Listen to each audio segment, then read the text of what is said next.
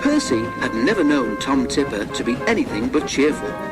Tom was postman at Farquhar, and every morning he would have a cheery word for Percy as he helped to load the mailbags onto the train. Percy then took them to the town, where there was a big office for sorting the letters.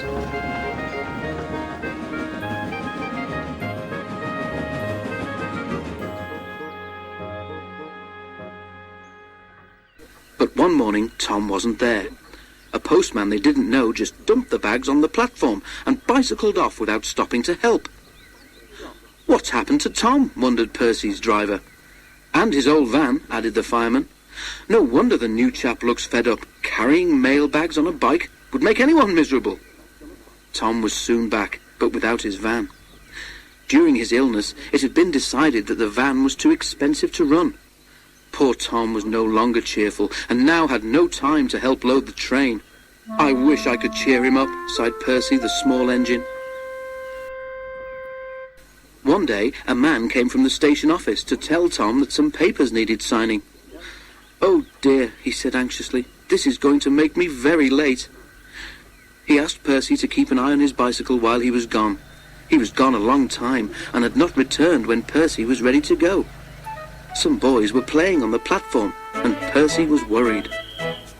"Sorry, Percy," said his driver, "we must be off. Time and the fat controller wait for no man." In the flurry of starting, no one noticed that one of the boys had picked up Tom's bicycle. He pedalled too far along the platform, and before he could stop, ran out of control down the ramp. He reached the bottom just as Percy started away. Fortunately, the boy fell clear in time, but the bicycle swerved beneath Percy's wheels, and he disappeared with a crunch. Percy's driver stopped the train quickly, and they extracted the remains, but the red bicycle was beyond repair.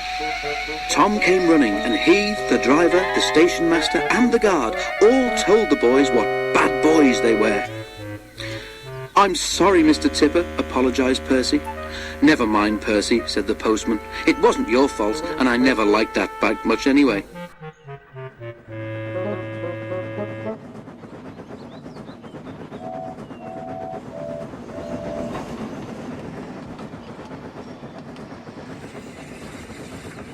When the fat controller heard about the accident, he ordered that Tom should be provided with a new bicycle at once. But next morning, when Percy arrived at Farquhar, he saw a brand new red van standing in the yard beside the ruins of the bicycle.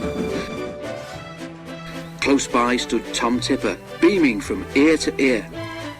"That accident did me a good turn, Percy," he smiled, "and now my chief has decided to let me have a new van after all."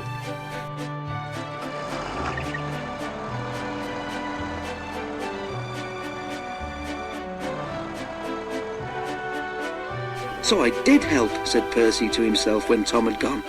"By accident, as you might say."